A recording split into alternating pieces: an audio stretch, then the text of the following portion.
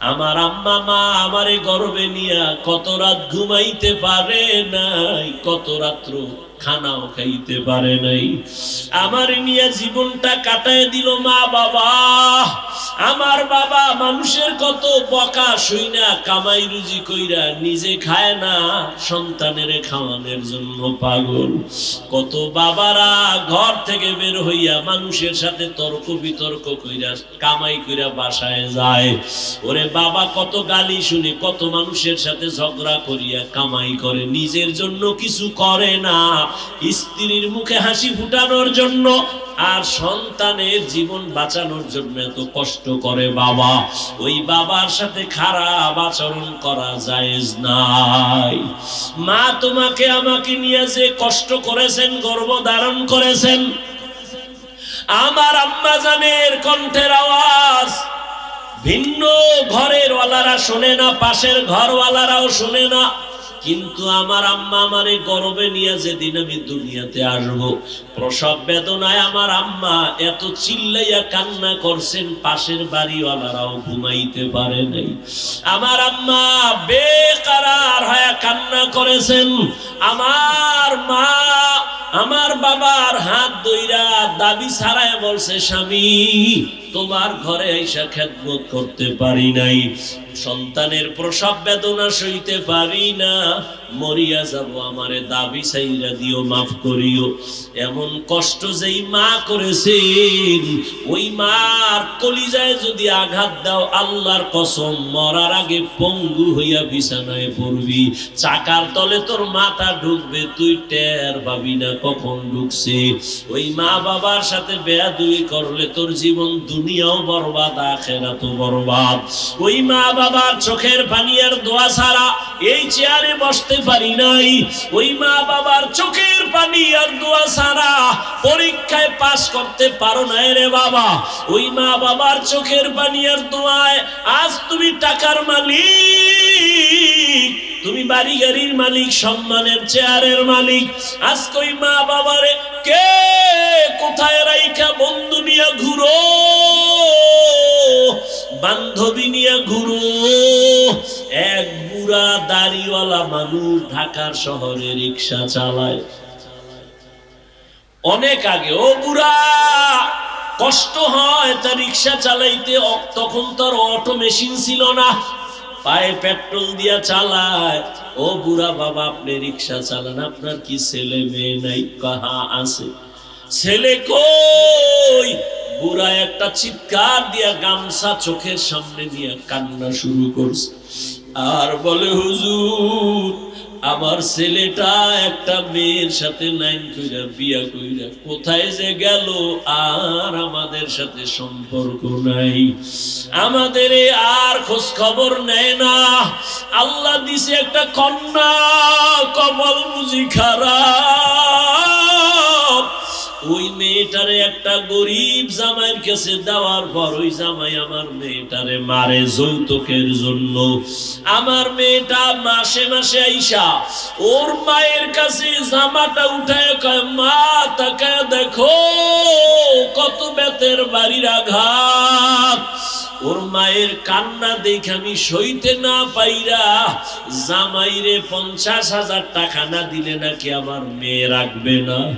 আমি এই বুড়া বয়সে রিক্সা নিয়ে নামছি ঢাকার শহরে, আমার জামাই টাকা চাইছে, আমার মাইয়ার কান্না সইতে পারি না, এই জন্য রিক্সা নিয়ে ঢাকার শহরে কষ্ট করি।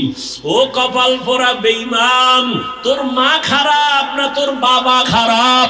না হয় তুই তো এত খারাপ হইতে পারতি না। একটা দাড়িওয়ালা শ্বশুর শাশুড়িরে কষ্ট দাও, তোর কপালে জীবনে শান্তি নাই রে বাবা। তুই মরবি, তাড়াতাড়ি মরবি না, কষ্ট পাইয়া ধুকে ধুকে মরবি। এমনিই তো যৌতুক হারাম, আল্লাহর আইনেও হারাম, দুনিয়ার আইনেও হারাম, দুনিয়ার সরকারের আইনেও হারাম।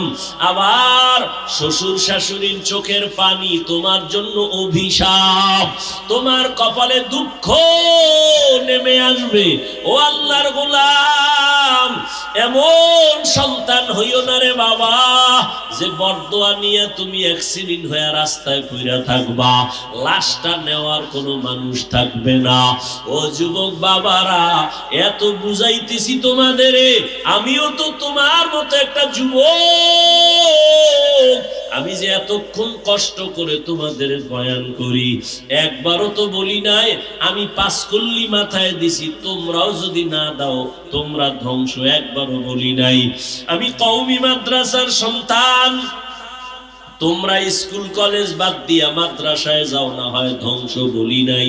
আমি তাবলিগের সন্তান, আমি পীরের মুরিদ, তুমি যদি তাবলিগে না যাও, পীরের কাছে না যাও, গোমরা হয়ে যাবা, ধ্বংস হয়ে যাবা, একবারও কিন্তু বলি নাই। স্কুল ছাইরা মাথায় টুপি আর পাগড়ি লাগাও, আমগো মতো হুজুর হইয়া যাও, বলি নাই। বরং আমি কি বলি শোন, ও যুবক বাবারা, স্কুলে পড়ো, কলেজে পড়ো, চাকরি করো, ব্যবসা করো, অন্তর বইরা দোয়া করি আলহামদুলিল্লাহ, আল্লাহর কাছে দোয়া করি, তোমার কাছেও আমি এ কথা আবদার জানাই, স্কুল ছাইরো না, কলেজ ছাইরো না, লেখাপড়া ছাড়িও না।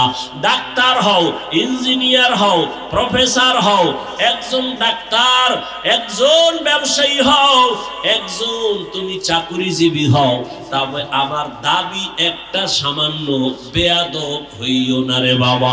তোমার আচরণে কোনোদিন যেন মা বাবা কষ্ট না পায়, তোমার ব্যবহারে যেন কখনো ওস্তাদ শিক্ষকেরা কষ্ট না পায়, তোমার ব্যবহারে কোনোদিন যেন উলামায়ে কেরাম কষ্ট না পায়।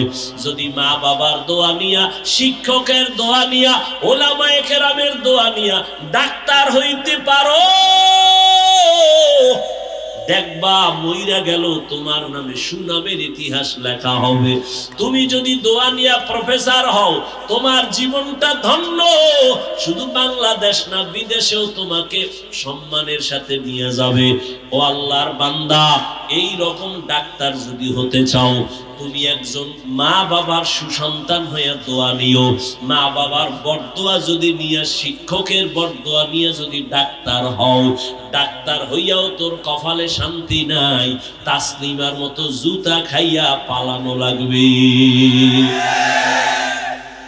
আদর্শবান ডাক্তার হও, আদর্শবান ইঞ্জিনিয়ার হও, আদর্শবান একজন প্রফেসর হও, ব্যবসায়ী হও, চাকরিজীবী হও, মানুষের বরদোয়া নিও না রে যুবক। আল্লাহর মোহাব্বত নিয়া ডাক্তারি পড়লে কি জান্নাত পাওয়ার পথ নাই? আচ্ছা বলো তো, তুমি সত্য কথাটা বলো, তোমার মতো যুবক জীবনে মাদ্রাসায় পড়ে নাই, আলিফ বা তাও শিখে নাই, এমন যুবক স্কুল কলেজে পড়ে, 5 বেলার নামাজ পড়ে আসেনি? বাস, আর ওয়াজের দরকার নাই, এই ওয়াজ শেষ।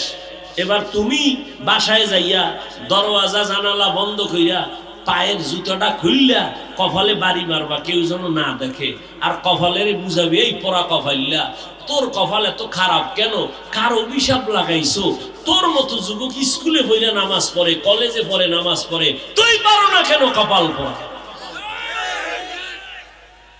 তোমারে তো আমি হুজুর হইতে বলি নাই, তুমি স্কুলে পড়ো, কলেজে পড়ো, চাকরি করো, ব্যবসা করো, তোমার মতো যুবক রাস্তায় গাড়ি চালায়, 5 বেলার নামাজ পড়ে, বলো তুমি কেন পারো না রে বাবা?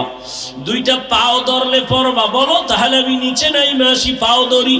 ও বাবা, তুমি আমার যে কোনো উপকার হবে তাও না, আমি তোমার পাও ধরলে যদি তুমি দাঁড়িয়ে রাখো, নামাজ পড়ো, আমার জীবনটা বড়, আল্লাহর নবীর কাছে আমি বলতে পারবো, আল্লাহ তোমার একটা উম্মতের পাও ধইরা নামাজি বানাইছি, আমার নবী তখন সুপারিশের দরজায় আমাকে ফালাইয়া দিবে না, আমার নবী বলবে আয় আয়, কঠিন সময় আমি তোরে না নিয়ে জান্নাতে যাব না।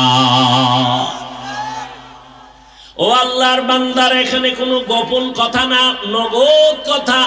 তোমরা যারা নবীর আদর্শ মানো না, বলো তোমরা কত উঁচু সম্মানে আছো, আর আমরা যারা নবীর আদর্শ মেনে চলি, বলো আমরা কত নিচু স্থানে আছি। নিচে ওই এক দল গেছে হারাইয়া, কয় সব হারাইলাম, আর এক দল কান্দে এখনো কেন পাইলাম না। আর যারা নবীর আদর্শ মাইনা চলে, নবীর আদর্শ নিয়া হুজুর এগো আগেও যেমন এখনো তেমন, ভবিষ্যতেও তেমন কোন চিন্তা।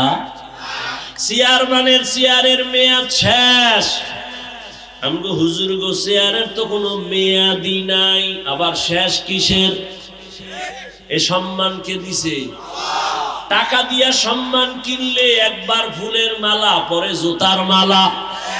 আর আমার মাওলার দেওয়া সম্মান অনেক বড়, দুনিয়াতেও বাদশাহ, পরকালেও বাদশাহ। আওয়ামী লীগ করে, বিএনপি করে, আলেম ওলামাদের সম্পদ মহব্বতের বন্ধু নাই? এরা দুনিয়াও যদি গজব লাইগা যায়, আলেমেরা সম্মানে থাকলে তারাও সম্মানে থাকবে। বহু আল্লাহর বান্দা আছে আলেম ওলামাদের সম্পর্ক রাইখা নামাজ পড়ে, মাদ্রাসায় দান করে, মসজিদে দান করে, নামাজ পড়ে, যত বিপদ আছে কিন্তু ওই বান্দার বিপদ নাই। শুধু উলামায়ে কেরামের সাথে মোহাব্বত, কোরআনের সাথে মোহাব্বত, ব্যবসাও চলে, চাকরিও চলে, দান সদকাও চলে, কোনো টেনশন নাই। এরে আল্লাহর গোলাম, ও যুবক, তোমার মতো যুবক র‍্যাব, আর্মি, পুলিশ, বিডিআর, চাকরিজীবী, professor, doctor, engineer, OC, DC SP, 5 ওয়াক্ত নামাজি, অভাব নাই। বলো তুমি কেন পারো না? তোমার মতো যুবক নদীর মধ্যে মাছ ধরে, নামাজ ছাড়ে না। বলো বাবা, বিবেকটারে জিজ্ঞাসা করো, তুমি কেন পারো না? কুকুর শুয়ারের আল্লাহ বিবেক দেয় না ভালো মন্দ যাচাই করার জন্য। মুসলমানের আন্দোলন একবার না, বারবার। জালেমের বিরুদ্ধে, ইসলামের পক্ষে। মুসলমান জীবন একবার দেয় না, বারবার বারবার। জালেমের বিরুদ্ধে কোনো ছাড় নাই। ওলামায়ে কেরাম এই জাতিকে নিয়ে ভাবে, দিন রাত মেহনত করে, সরকারি চাকরি করে, বেসরকারি চাকরি করে, ডিউটি কয় ঘন্টা? 8 ঘন্টা। বেতন কত? বেতন কত? আচ্ছা 20,000 ধরো, নিম্নে 20,000। টেবিলের তলে তো অগণিত বরকত আছেই। এমনি সরকারি বা বেসরকারি বেতন কত? 20,000। ডিউটি 8 ঘন্টা। আর একজন মসজিদের ইমাম ডিউটি কয় ঘন্টা? বেতন মাত্র 6,000, 13 মাস বাকি। সভাপতি সাহেব কি কয়, বেতন দেন কত? কয় 100। মাসেরটা মাস নি, কয় 13 মাস পরে একবার। সেক্রেটারি বেতন দেয় কত? 50। ইমাম সাহেব 6-7-8 হাজার টাকা বেতন পেয়ে রিমান্ডে থাকে। রিমান্ডে এক ওয়াক্ত নামাজে না থাকলে রিক্সাওয়ালা কয়, গেছিলেন কই? ইমাম সাহেব কয়, কে তুমি? আমি রিক্সা ড্রাইভার। এত পাওয়ার? 5 টাকা মাসে বেতন দেই। আসেনি? আল্লাহ হেদায়েত দান করে। এরপর ইমাম কাউকে বরদোয়া করে না, খারাপ কথা বলে না। তোমরা নেমো খারাপ, সরকারের টাকা খাইয়া আবার সরকারের বিরুদ্ধে মানব বন্ধন করো। স্কেল বাড়াও, নাইলে গদির মধ্যে লাল বাতি জ্বালায়া দিল। আর ইমামের বেতন যে এত বাকি, টাকা না হলে কেমনে চলে? মাত্র 6-7 হাজার টাকা। আবার হুজুরের ঘরে খাওয়ার পেটও বেশি। কি খানেওয়ালার সংখ্যা বেশি না? বড় লোকের চেয়ে বেশি না? তুমি তো ট্যাবলেট খাইয়া রাস্তা বন্ধ করে ভালাইছো। আর আমরা হুজুরেরা তো রাস্তা বন্ধ করি নাই, তো করি নাই। বরং আমগো নবী কইছে, এমন বাড়ির মাইয়া বিয়া করবি যেই বংশে সন্তান বেশি হয়, কিয়ামতের দিন আমি বেশি উম্মত নিয়ে গর্বের সাথে জান্নাতে যাব। আমরা হুজুরেরা বলো, এই হুজুর বাদ দাও তো, কোন দিকে যাবো, কোন দিকে থুইয়া। এই পৃথিবীতে যত বিধর্মী সবগুলোর সন্তান অনেক বেশি। রবীন্দ্রনাথ ঠাকুরের সন্তান কয়জন হিসাব কর, ওই গুগলে পাবি, বাসায় যাই খুঁজিস। অনেক সন্তান। ওর বাপের কত দিয়ে, আরো বউ কয়টা? 4-5টা। তোর সীমানা নাই। আমগুই সীমানা পাড়ায় যাইতে চায়। তো বিধর্মীকে আবার সীমানা কি? যেখানে রাইত হেনে কাই। সন্তান একাধিক, অনেক সন্তান। তাহলে ওরা স্লোগান শিখাইছি কি আমগো? ছেলে হোক মেয়ে হোক, দুটোর বেশি নয়, একটা হলে ভালো হয়, না হইলে আরো ভালো। পাল্লা দিছে আল্লাহর সাথে। আল্লাহ সেদিন থেকে চাবি স্টার্ট করে দিছে একসাথে চার দেয়া কি। আচ্ছা এবার বলো, ট্যাবলেট খাইয়া আমগো সোনার বাংলায় জনসংখ্যা কমছে না বাড়ছে? সব তো কম। তো ট্যাবলেট কই? হুজুরেরা বাড়াইছে। আচ্ছা এখানে দেখেন তো সব হুজুর দেখো বাড়াইছি আমরা, কি আজীব কথা। আর এই স্লোগান কেন? ওরা বুঝার জন্য একটা স্লোগান দেখা, থাকবে কই খাবে কি।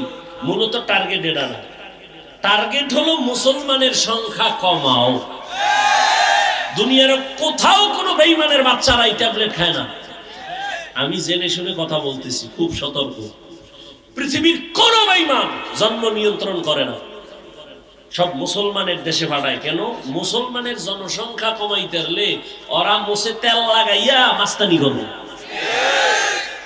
কিন্তু খোদার লাগে ভারে। নমরুদ দেখায় আল্লাহরে গুলি করে মাইরালাম, কেসা খতম। সিঁড়ি বানাইছে বাঁশ দিয়া, তীর নিয়ে উপরে গেছে, ধনুক মারছে, একটা পাখির গায়ে লাগিয়ে রক্ত হয়েছে, নিচে এই যে রক্ত, খোদারে সাইজ করে নাই, খোদা নাই। আর সেই বেঈমানের আল্লাহ সাইজ করছে, কত ফেরেশতা লাগছে। কি একটা অসুস্থ শুধু মশা নাক দিয়ে ঢুইকা ভিতরে গিয়া, তাও অসুস্থ মশা ফাঁকে ফাঁকে একটা মিস কল দেয়, চান্দি গরম। এত ডাক্তার এত কবিরাজ, ঠান্ডাই হয় না, মাথা গরম। হঠাৎ করে মাথার লগে জুতার মোলাকাত। নমরুদ্দে চিল্লে কয়, এই এত টাকা নষ্ট করে কি লাভ? এই বরকতি জুতার মধ্যে যে এত বরকত আমি জানতাম না। মাথার সাথে লাগলেই মাথা হিমেল হয়ে যায়। এখন জুতা মাথায় লাগাবে কে, বাড়ি মারবে কে, যত জোরে দেয় ততই মজা। কেমন সান খবা। নমরুদ্দে কয়, কর্মচারী রাখ, ভাড়া করে রাখ, কর্মচারী রেখে দিগায়। তোর কাম কি জানোস নি? কি স্যার? শুধু জুতার বাড়ি মারবি ফাঁকে ফাঁকে, যত জোরে বাড়ি দিবি বেতন তত বেশি। এই কপাল কি সবাই না? আল্লাহ মাঝে মাঝে দুই একটা সান কপালে, যেমন আমেরিকার ঘুষ মাঝে মাঝে খাইছে। আবার আমগো দেশের দুই একজন আল্লাহকে মোলাকাত হয়েছিল, মাঝে মাঝে হয়েছিল না? হয়েছিল। কেমন বেহায়া সাংবাদিক জিগায়, ডব্লিউ বুশের জুতা খাইয়া কাইফা হাল কেমন হইল? ডোন্ট মাইন্ড, এটা আমার গণতান্ত্রিক অধিকার। কেমন পোড়া কপাল্লা যে জুতা খাইয়া ওকে আমি কিছুই মনে করি নাই।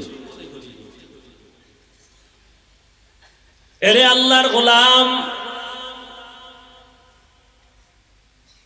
আল্লাহর সাথে পাল্লা দিয়া কেউ আগাইতে পারে না। নমরুদ্দে কত নবজাতকের জবাই করেছে, কোন পুত্র সন্তান যেন জমিনে না আসে। কারণ নমরুদ একটা স্বপ্ন দেখে ভয় পাইছে, এমন স্বপ্ন দেখে সকালে উঠে ডাকছে, উজির নাজির এই তাড়াতাড়ি আয়। কি ভয় পাইছি ঘুমের ভিতরে? কি কয়? দেখছি একটা আগুন উঠছে, আগুন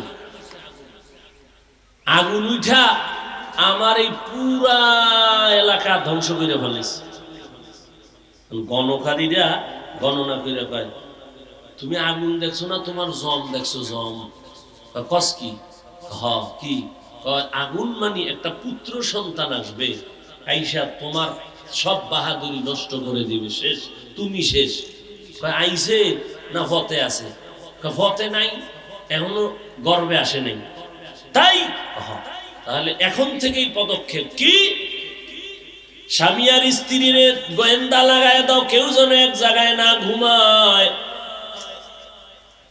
সন্তান যেন আর গর্ভে যাইতে না পারে। আর নবজাতক যদি পাও, হত্যা করে দাও। এইটার ডাইরেক্টর বানাইছে ইব্রাহিম নবীর বাবা আজরকে। আল্লাহ কয়, তুই যারে ডাইরেক্টর বানাইছো, আমি সেখানেই সন্তান পাঠাচ্ছি। আমি ইব্রাহিম রে তো পাঠাবই, দুনিয়ার কেউ ফিরাতে পারবে? যেই সন্তান দুনিয়াতে আসবে কেউ ফিরাতে পারবে না। ইব্রাহিম নবী আজরের মাধ্যমে গর্ভে চলে আসছেন। আর ইব্রাহিম রে দিয়া আল্লাহ পাক নমরুদের দফা ঠান্ডা করায় দিলেন। বান্দা চাইলে কিছুই হয় না, আমার আল্লাহ চাইলে সব হয়। কাদের কুদরত দারি বার কামাল, আন্তা রব্বি আন্তা হাসবি যুল জালাল, তুহি কাদের জলিলুল্লাহ জাহাদা, বহর হালে তুহি মেরা নেগাহাদা। হাদিসের কথা বলতেছিলাম, মনে আছে তো? ঘুমের তো আর কোনো পেরেশানি নেই। বাঙালি তো আর রাত্রে ঘুমায় না। আমরা মোনাজাত ধরি বইয়া, আর মোবাইল ওয়ালারা মোনাজাত ধরে হুইয়া। বউয়ের হক, মাইয়া ভোলার হক আদায় না করতে পারলেও আল্লাহর কাছে এই জবাবটা তো দিতে পারবা যে আল্লাহ মোবাইলের হকটা সারা রাত আদায় করছে। এক সোনার ঘরের সোনা আইসে আইয়া ছবি তুলবে আমার, তো কয় হুজুর বেয়াদবি মাফ করেন, একটা ছবি আল্লাহ যদি উসিলে আমার কিয়ামতে মাফ করে। বাথরুম দে বাইরে দিয়ে একজনের মোবাইল দিয়ে খারাই দিছে, আমি তুই ভিতরে আইলি না কেন? পাগল হয়ে গেছে। ছবি ছবি ছবি, মরার সময় কাফনের ভিতরে মোবাইল লয়ে যাবি। ফেরেশতা আইলে বলবে আগে সেলফি, পরে অন্য কথা। শরীয়তের অনুমোদন ছাড়া আর সরকারের প্রয়োজন ছাড়া ছবি তোলা হারাম, কবিরা গুনাহ। বলার দায়িত্ব আমার, মানবেন কিনা সে দায়িত্ব আপনার। আমার আসামির কাঠগড়ায় আমাকে দাঁড়ায় জবাব দিতে হবে, এই হাফিজুর রহমান, আমি তো সবাই রে সম্মানের জায়গায় বসাই নাই, তোরে আমি আল্লাহ নেয়ামতের কণ্ঠ দিয়েছিলাম। সব মানুষ তোর সামনে বৈশা বয়ান শুনছে, কিসের রৌদ্র আর কিসের বৃষ্টি। তুই তো পারতি আমার হক কথাটা উম্মতের বললে ওরা শুনতো না শুনতো সেটা পরে তুই বলো নাই কেন? আমার জবাব আমি টাইপ করে যাইতেছি, তোমার জবাবও তুমি মানবা না না মানবা হিসাব করে যাও। আমি আমার জবাবের কাঠগড়ায় দাঁড়াবার ভয় আমি বলে যাই বাবা। তবে মোহাব্বত লাগায় বলি, একটু গালিও দেওয়ার চিন্তাও করি না রে বাবা। তোমরা আমাদের কি পরিমাণ গালি দাও, কি পরিমাণ ফেসবুকে আমাদের বিরোধিতা করো সব জানি, এরপরেও একটা গালিও দেই না, জবাবও দেই না। ও যুবক, সারা বছর গাধার মতো সারা দেশে দৌড়াই। এই দৌড়ানোটা ফজরের পরে বয়ান, জোহরের পরে বয়ান, আসরের পরে বয়ান, মাগরিবের পরে বয়ান, এশার পরে বয়ান। এত কষ্ট করি বাবা, মনে হয় এত নরম হইয়া বয়ান করি, তোমার টাকার কেনা গোলাম আমি। এত নরম ভাবে কথা বলি, আবার দুই একটা কথা একটু উঁচা হয়ে গেল নাকি ফাঁকে ফাঁকে আবার বলি, কষ্ট পাইছেননি মাফ কইরা দিয়েন।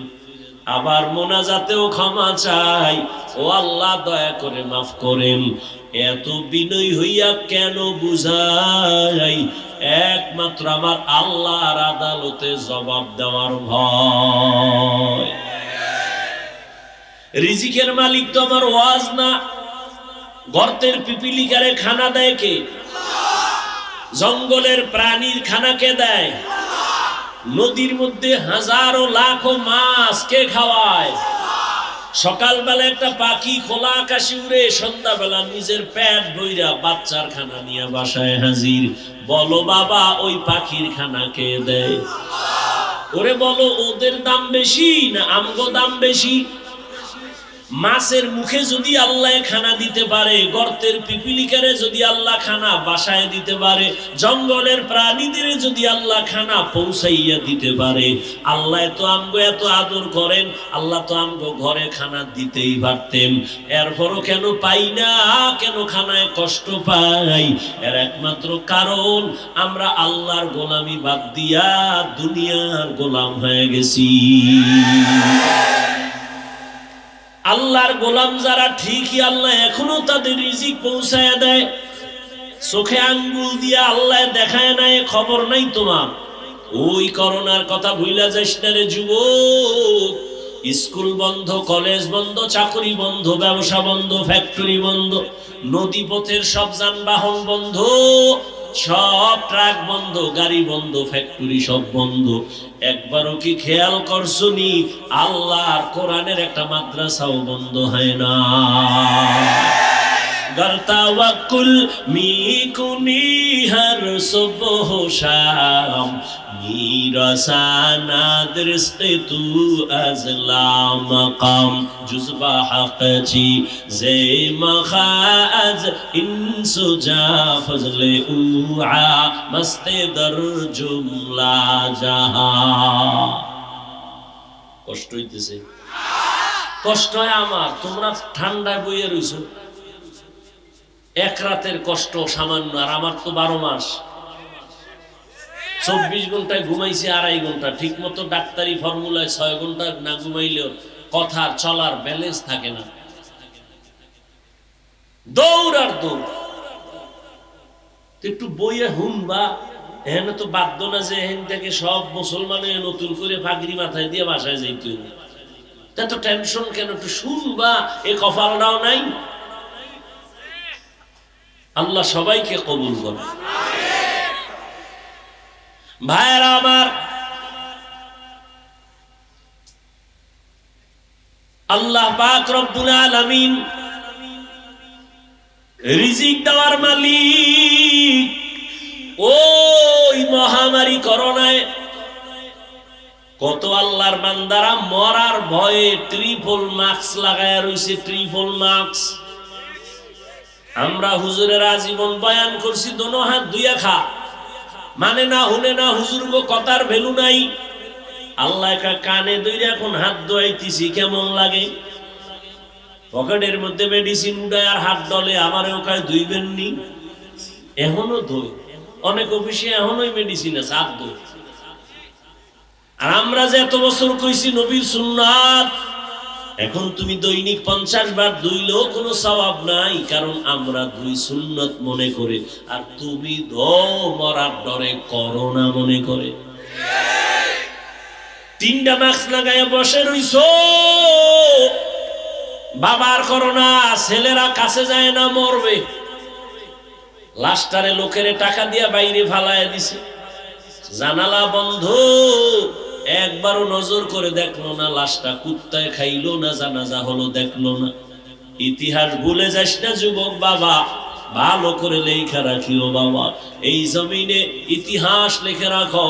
ওই করোনার সময় শত শত লাশ আমার দেশের ওলামায়ে কেরাম টুপিওয়ালারা কাদের মধ্যে নিয়ে গোসল করাইয়া, কাফন পরাইয়া, জানাজা পড়াইয়া কবরে রাখছেন। একজন হুজুরেও করোনায় মরে না। আর তুমি এখনো মাস্ক পরে ঘুরো, মরবা না। মাস্কে বাঁচাইতে পারে, বরং ডাক্তারি ফর্মুলায় মাস্ক রাখলে তাহলে আমাদের ভেতর থেকে যে অক্সিজেনটা, নিঃশ্বাসটা বের হয়, এটা দূষিত না। এরপরে কার্বন ডাই অক্সাইড ভেতরে আসে, মাস্কের কারণে দূষিত নিঃশ্বাসটা বের হয়ে আবার ফেরত ভেতরে যায়।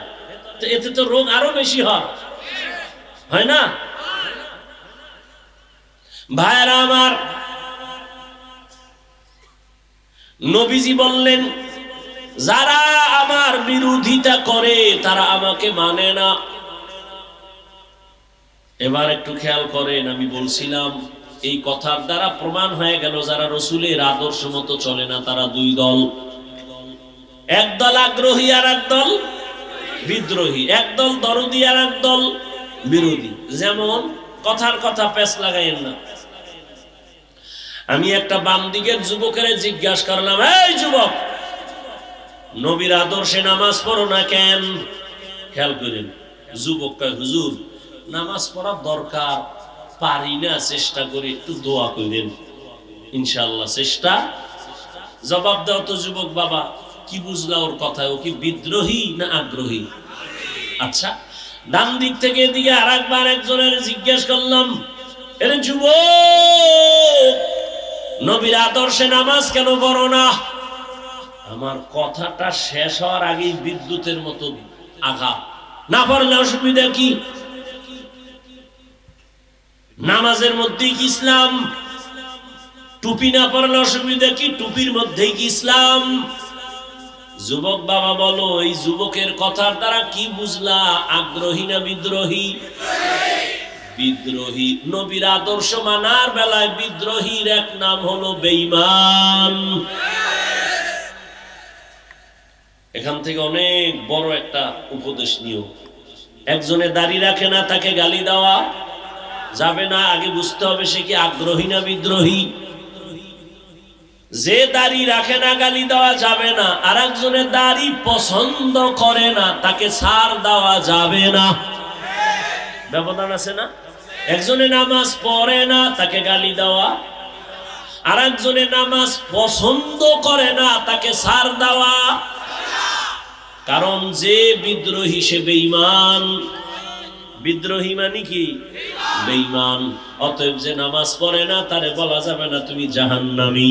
কারণ আগে বুঝতে হবে যেই লোকটা আগ্রহী না বিদ্রোহী। আগ্রহী হলে মুমিন হেদায়াতের দরজা পাবে, আর বিদ্রোহীর কপালে হেদায়াত আসবে না। হাদিস নিয়ে কিছু কথা বললাম, শেষ। এবার আল আসরের সূরা নিয়ে কিছু কথা। ধৈর্য হবে তো ইনশাআল্লাহ। এখান থেকে বের হইলেই কিন্তু গুনাহ স্টার্ট হয়ে যাবে। চোখের গুনাহ, কানের গুনাহ, সব গুনাহ স্টার্ট হবে। আর এখানে যতক্ষণ আছেন অনবরত আমল নামায় সওয়াব লেখা হবে। আল্লাহ সবাইকে কবুল। এ আমার কলিজার যুবক বাবারা, বিদ্যু বাবাজিরা, পর্দার আড়ালের মা বোনেরা, আল্লাহ পাক ওয়াল আসরি সূরাটার শুরুতে শফাত করলেন, আসরের শফাত। আল্লাহ শফাত কেন করছেন? কোরআনের আরো অনেক জায়গায় আল্লাহ কসম করলেন। আমরাও মাঝে মাঝে কসম করি। কেন? বললাম ভাই আমার কথাটা এমনই, আপনি বললেন মানি না, আমি বললাম কসম, হ্যাঁ মানি। তার মানে আমরা যে কসম করি সন্দেহ দূর করার জন্য। এখন কি বলবেন, আল্লাহর কোরআনে কোনো সন্দেহ আছে? তাহলে আল্লাহ কেন কসম খাইলেন? শুধু এখানে না, অনেক জায়গায় অত্তিন, অজাইতুন, অতুরি সিনিন, ওয়াহাদাল বালাদিল আমিন, ওয়াসসামাই যাতিল বুরুজ, ওয়াল ইয়াউমিল মাউউদ, ওয়া শাহিদিন ওয়া মাশহুদ, ওয়াদ-দুহা ওয়াল লাইলি ইযা সাজা, মা ওয়াদ্দা'আকা রাব্বুকা ওয়া মা ক্বালা, والشمس وضحاها والقمر إذا تلاها والنهار إذا جلاها والليل إذا يغشاها لا أقسم بيوم القيامة ولا أقسم بالنفس اللوامة। আসমানের কসম, সূর্যের কসম, রাতের কসম, রাতের অন্ধকারের কসম, দিনের কসম, চাঁদের কসম, জৈতুনের কসম, তিনের কসম, তুর সিনার কসম, তুর পর্বতের কসম, নিরাপদ শহর মক্কা নগরীর কসম। আল্লাহ বার বার বার বার কেন কসম খাইলেন? আল্লাহ কেন কসম খাইলেন? অনেক জবাবের নির্যাস। আল্লাহর কথা সব সত্য, আগেও সত্য, পরেও সত্য, তুমি মানলেও সত্য, না মানলেও কোনো সন্দেহ নাই। থাকলে বের করে দাও। কোরআনে একটা ভুল পারলে এখন যদি বের করে দাও, আমি এখন দাড়ি কেটে ফেলবো, নামাজ বাদ দিয়ে প্যান্ট শার্টটাই পরে রাস্তায় নাচ গান করবো। পারবে কেউ? ১৫০০ বছর পর্যন্ত কেউ পারে নাই, কিয়ামত পর্যন্ত কেউ পারবেও। এই কালামে জিন্দা কুরআনে হাকিম, মতে উলায়াজালাসতু কাদিম। আল্লাহর কালামে সন্দেহ নাই তো কসম করলেন কেন? সব কথা গুরুত্বপূর্ণ, তবে কসমের কথাটা আরো গুরুত্ব বুঝাবার জন্য। দ্বিতীয় জবাব, কসম যেই জিনিসের উপরে আল্লাহ করছেন ওই জিনিসটা বড় দামি বুঝাবার জন্য। যেমন আসরের কসম খাইলেন, আসর বড় দামি একটা সম্পদ। তিনের কসম খাইলেন। তিন একটা দামি ফল, জৈতুন তেল একটা দামি, মক্কা নগরী দামি একটা ঘর। এজন্য আল্লাহ মক্কার কসম করেছেন। আসর একটা দামি সম্পদ, এই জন্য আসরের শপথ করলেন। আর কসম খাইয়া সামনে যে কথা বলবেন, এ কথাগুলো বড় দামি কথা। কি বলতেছেন কসম খাইয়া? কসম খাওয়ার দ্বারা কথার গুরুত্ব কমছে না বাড়ছে? দেখেন, খুব খেয়াল করেন, কসমের দ্বারাই তো গুরুত্ব বেড়ে গেল। আবার আল্লাহ তাকিদ দিয়া কয়, ইন্না, নিশ্চয়ই, আল ইনসান, আল ইনসান, আলিফ লাম ইস্তিগরাকি, দুনিয়ার সব মানুষ। আবার লাম তাকিদ, লাফি খুসর, অবশ্যই জাহান্নামী, ক্ষতিগ্রস্ত, ধ্বংস। দেখেন, একটা কথা বলছে মানুষ সব ক্ষতিগ্রস্ত, এইটা বলার আগে খাইলেন কসম, আবার দুইটা তাকিদ দিলেন, নিশ্চয়ই, অবশ্যই। তাহলে কথাটার গুরুত্ব কম না বেশি? অনেক বেশি। এবার বাড়ি যাও। কেন? আল্লাহ কসম খাইয়া দুইটা তাকিদ দিয়া কয় মানুষ জাহান্নামী, তো অসুইনা লাভ কি? নামাজ পড়ে লাভ কি? আল্লাহ কসম খাইয়া কইছে সব মানুষ জাহান্নামে যাবে। আল-আসর সূরার অর্থই তো এটা, ইন্নাল ইনসানা লাফি খুসর, সব মানুষ জাহান্নামে যাবে। কসম, আসরের কসম, অবশ্যই, নিশ্চয়ই। তাহলে আর অজুইনা লাভ আছে? কয় না রে পাগলা, আমি কিন্তু নামের ব্রেক লাগাই দিছি। কিন্তু সব মানুষ জাহান্নামে যাবে, কসম খায় বললাম, সব মানুষ জাহান্নামে যাবে, অবশ্যই, নিশ্চয়ই। কিন্তু 4 গুণওয়ালা মানুষ জাহান্নামে যাবে না। কিন্তু আছে না নাই? কিন্তু না শুইনা বাসায় গিয়া ফেস লাগাইয়া ফেলাইলে উপায় কি? এক হুজুরে ওয়াজ করতেছে, গরু দিয়া কোরবানি জায়েজ নাই। কিন্তু হনে না, হে ওই রাস্তা দিয়ে যাইতে যাইতে যাই অমুক ইমামে ওয়াজ করছে গরু দিয়া কোরবানি জায়েজ নেই। কোন গরু? এটা আর হনে নাই। পাগল, আস্তা পাগল। কয় ভাই দাওয়াত? কয় আলহামদুলিল্লাহ। কয় আমনের বাড়ি? কয় নাউজুবিল্লাহ।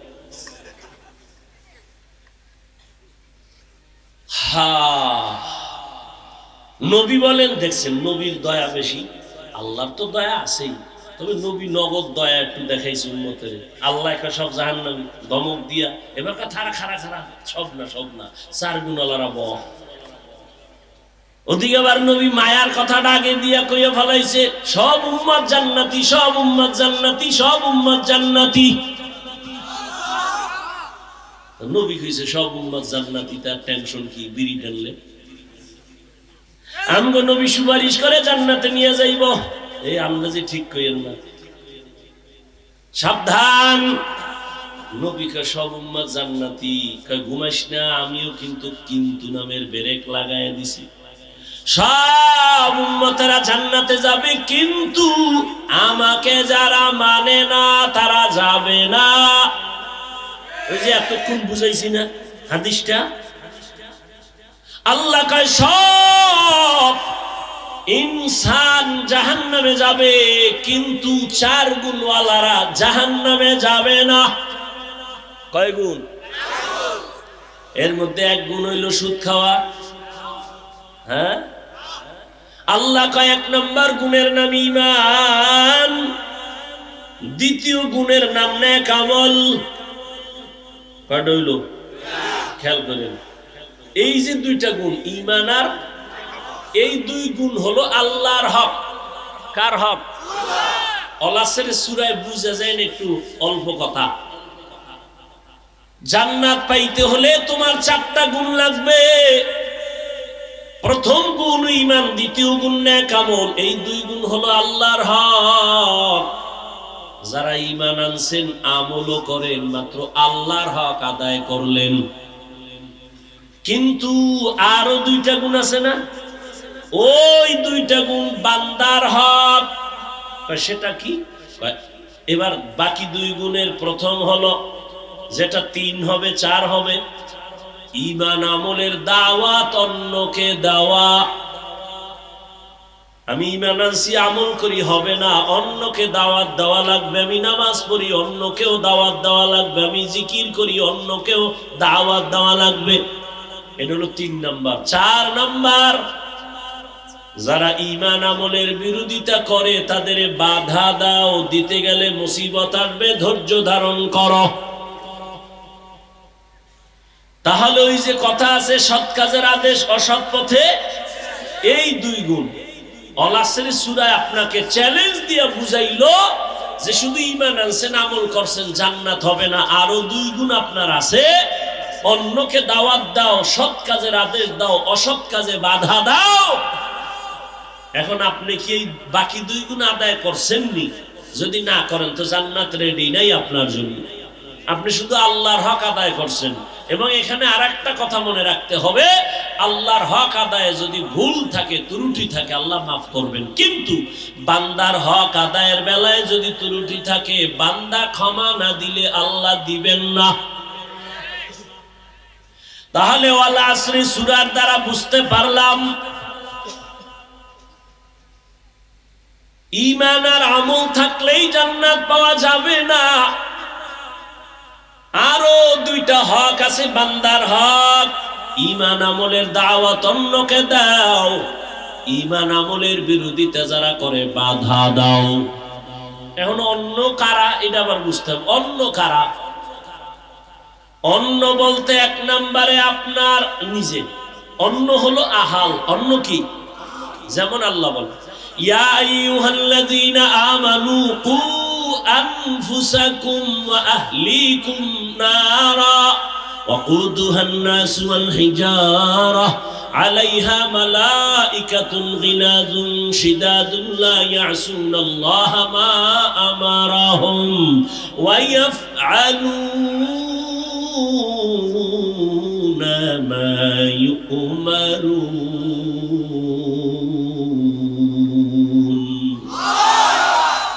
আল্লাহ বলেন, ও মুমিন, নিজেকে জাহান্নামের আগুন থেকে বাঁচাও, তোমার আহালকে বাঁচাও। আমার আহাল কারা? এই মা বাবা, সন্তান আপনার আহাল। ও স্বামী, স্ত্রী আপনার আহাল। আপনিও জাহান্নাম থেকে বাঁচেন, আপনার স্ত্রীকেও বাঁচান। আব্বা আম্মাও জাহান্নাম থেকে বাঁচবেন, আপনার সন্তানদেরকেও বাঁচাবেন। আগে নিজে না, আগে আহাল। আগে নিজেও জাহান্নাম থেকে বাঁচবেন, আহালকে বাঁচাবেন। ও শিক্ষক, নিজেও জাহান্নাম থেকে বাঁচবেন, আপনার আহাল হলো ছাত্র, ওদেরকেও জাহান্নাম থেকে বাঁচাবেন। মসজিদের ইমাম খতিব, আপনার আহাল হলো মুসল্লি, আপনিও জাহান্নামের আগুন থেকে বাঁচেন। আবার আহাল মুসল্লিদেরকেও বাঁচান। সন্তানদের জাহান্নাম থেকে যদি না বাঁচান, কিয়ামতের দিন আপনি যত বড় আমল নিয়ে দাঁড়ান, সন্তানের মামলায় আপনি আটকায়া যাবেন। কিয়ামতের দিন প্রত্যেক সন্তান মা বাবার বিরুদ্ধে আল্লাহর আদালতে মামলা করবে। কোরআনের আয়াত, সূরা আহজাব ৬৭ নম্বর আয়াত। আল্লাহ বলবে, এই যুবক, নামাজ পড়ছো, পড়ি নাই, রোজা রাখছো, রাখি নাই, কেন? এবার সন্তান মামলা পেশ করে, রব্বানা ইন্না আতা'না সাদাতানা ওয়া কুবারানা ফাআদাল্লুনাস সাবিলা। ও আল্লাহ, আমি বেনামাজি হই নাই, আমার মা বাবা বেনামাজি বানাইছে। আমি রোজা রাখার থেকে ফিরি নাই, আমার মা বাবা কোনোদিন আমারে নামাজ পড়তে বলে নাই। আরে ফজরের নামাজ, গাছ ভালো হলে ফল ভালো। জীবনে আমার আব্বা, জীবনে এই অল্প বয়সের মধ্যে দুনিয়াতে আসার থেকে কোনোদিন আমার আব্বা ফুল প্যান্ট দূরের কথা হাফ প্যান্টও পরেন নাই। ল্যাংটার জীবন যাওয়ার পরে পায়জামা পরেছি, লুঙ্গি পরেছি। নামাজ না পড়লে ওই বেলার খানা আমার বন্ধ। মা খানা দিতে গেলে মাকে ধমকায়া প্লেট ছড়াই দিতেন না খানা। আমার বাবাই বলতেন, জান্নাতের পথে চালাবো, থাকলে থাক, না হয় অন্যদিকে যা, তোর মতো ছেলে আমার দরকার নাই। কারণ কিয়ামতের দিন ছেলের কারণে আমি জাহান্নামে যাব, এটা হবে না।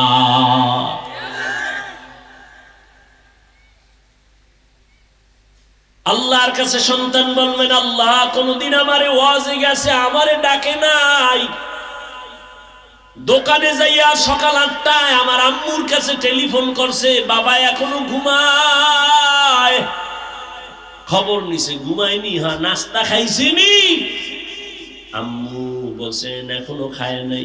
আমার আব্বু আম্মুর থেকে নাস্তার খবর নিছে, ফজর পড়ছে কিনা একবারও জিগায় নাই। এইবার আল্লাহ কইবে ঠিক আছে মানলাম, তোর কি বিবেক ছিল না? ভালো মন্দ যাচাই কইরা তুই কেন লাইনে চললি না? কত সন্তান মা বাবায় রাজি না, তারপরও নামাজ পড়ছে। মা বাবায় রাজি না, তারপরও তাবলিগে গেছে নাই। মা বাবায় রাজি না, তারপরও চরমনাই দৌড়ায়। মা বাবায় রাজি না, তারপরও দাড়ি রাখছে। অনেক সন্তান আইসা, এই নারায়ণগঞ্জের একটা সন্তান প্রত্যেক মাসের ইস্তেমা দ্বিতীয় শুক্রবার মাদ্রাসায় যায়। একদিন কান্না কইরা কয়, হুজুর আমি যে একটু নামাজ কালাম পড়ি, আমার আব্বু আমারে বকা দেয়, ভালো লাগে না, এত নামাজ পড়ো কেন? আব্বু রাগ কইরা আমার সাথে কথাই বলে না, কি করব? আমি বললাম খবরদার, একটু খারাপ আচরণ করবি না, মাওলার কাছে নামাজ পড়ে দোয়া কর, আল্লাহ আমার বাবারে হেদায়েত দান করো। কিয়ামতের ময়দানে সব মা বাবা আসামির কাঠগড়ায় দাঁড়াবে। সন্তান বলবে, আল্লাহ আমার মা বাবার কারণে আমি গুনাহগার হয়ে গেছি।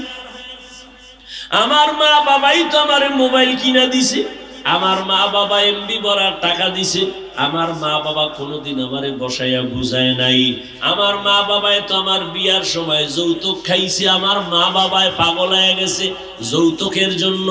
ও আল্লাহ আমার দোষ কি? হ্যাঁ তোর বিবেক দিয়া সঠিক পথে গেল চললি না, আল্লাহ ভুলে গেছে। এখন কি উপায়? তোর বিবেকের বিচার করবে।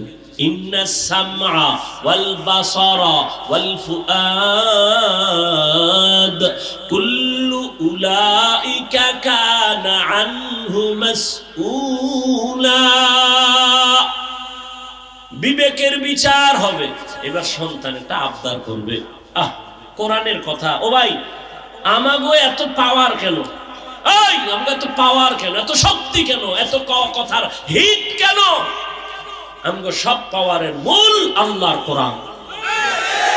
আমগো এটার এত পাওয়ার পৃথিবীর কেউ এর ভুল বের করতে পারে নাই। এই জন্য আমগো পাওয়ার। আমগো টাকা নাই, অস্ত্র নাই, বাড়ি নাই, গাড়ি নাই, অরপরও দুনিয়ার সব অস্ত্রধারী টাকাওয়ালা সন্ত্রাসীরা টুপিওয়ালা মুসলমানের ভয় পায়। কেন? মুসলমানের সাহসিকতা, সততা একটা বড় অস্ত্র। এবার সন্তান বলবে, আল্লাহ আমার একটা আবদার আছে। কি ক? এবার কোরআনের আয়াত। সন্তান বলবে, রব্বানা আতিহিম যিফাইনি মিনাল আযাব ওয়ালআনহুম লা'নান কাবীরা। আল্লাহ আমার বিবেকটারে একটু কাজে লাগাইলে হয়তো পারি নাই, তবে আব্বা আম্মার কারণে বেশি হয়েছে। এবার তুমি আমারে যদি শাস্তি দাও, আমার দাবি হইল আমারে যদি তুমি বেতের বাড়ি একটা দাও, আমার মা বাবারে ডবল দিতে হবে। কোরআনের আয়াত। আমারে যে শাস্তি দিবে তার ডবল শাস্তি আমার মা বাবাকে দাও। ও যুবক, কিন্তু খবরদার, মা বাবার সাথে কখনো খারাপ আচরণ করা যাবে না। নবী বলছেন কাফেরও যদি বাবা মা হয় খারাপ আচরণ করা যাবে না। এই আল্লাহর বান্দা, কারণ আমাকে এই চেয়ার পর্যন্ত পৌঁছানোর ক্ষেত্রে আমার মা বাবার কি পরিমাণ ঘাম ঝরলো, কত না খাইয়া থাকলো। আমার আল্লাহ মানুষকে দিছেন, তুমি কেন পারবা না রে বাবা? আজকে আমিও তো তোমার মতো পারতাম প্যান্ট শার্টটাই লাগায় রাস্তায় দাড়িকেইটা বাহাদুরি করতে। কেন করি না রে বাবা? আমগো কি সরকার টুপির কারণে ভাতা দেয়? তাও না।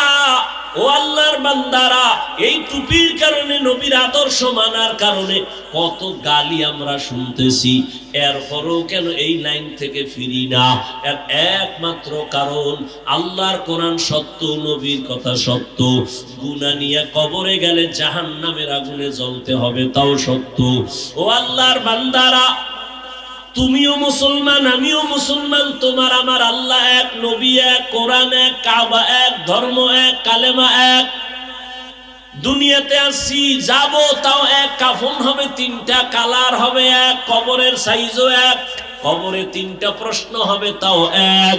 রবের পরিচয় দাও, ধর্মের পরিচয় দাও, রহমাতুল লিল আলামিনের পরিচয় দাও। আমাকেও এই প্রশ্ন, আপনাকেও একই প্রশ্ন। নবী বলেন যারা জবাব দিবে তাদের কবর হবে রওজাতুম মির রিয়াজিল জান্নাহ, আর যারা জবাব দিতে পারবে না তাদের কবর হবে হুফরাতুম মিন হুফারিন নার। কবরের জবাব কে দিতে পারবে? আমরা হুজুরেরা। কয় না না, গ্যারান্টি নাই। আমরা হুজুরেরা দিতে পারবো যদি গ্যারান্টি থাকতো। সাহাবায়ে কেরাম জান্নাতের টিকিট হাতে পাইয়া কান্না করতেন না। আবু বকর জীবনভর কান্না করলেন, ওমরে ফারুক কান্না করলেন, উসমান কান্না করলেন, হযরত আলী কান্না করলেন। জাহান্নামের আযাবের ভয়, আল্লাহর আদালতে দাঁড়াইয়া হিসাব দেওয়ার ভয়। আবু বকর নামাজে কান্না করতেছেন, এমনকি আপনার আমার নবী পর্যন্ত কান্না করে কাটাইলেন। কিয়ামতের ময়দানে আমার উম্মতের হালাত কেমন হবে? ও যুবক বাবারা, ও বৃদ্ধ বাবাজি, ও পর্দার আড়ালের মা বোনেরা, আপনাদের মতো কত বুড়ারা মসজিদে গিয়া নামাজ পড়ে, আপনি কেন পারেন না? ও মা বোনেরা, আপনার মতো কত মা, কত বোন এখনো আছে, পর্দা করে, স্বামীর মাল হেফাজত করে, নামাজ পড়ে, মোবাইলে চরিত্র বিক্রি করে না। ও আম্মা জানেরা কেন পারেন না?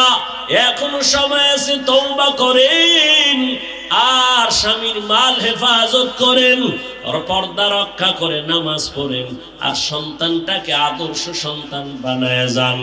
দুনিয়াও ধন্য, আপনি আখিরাতেও ধন্য হবেন।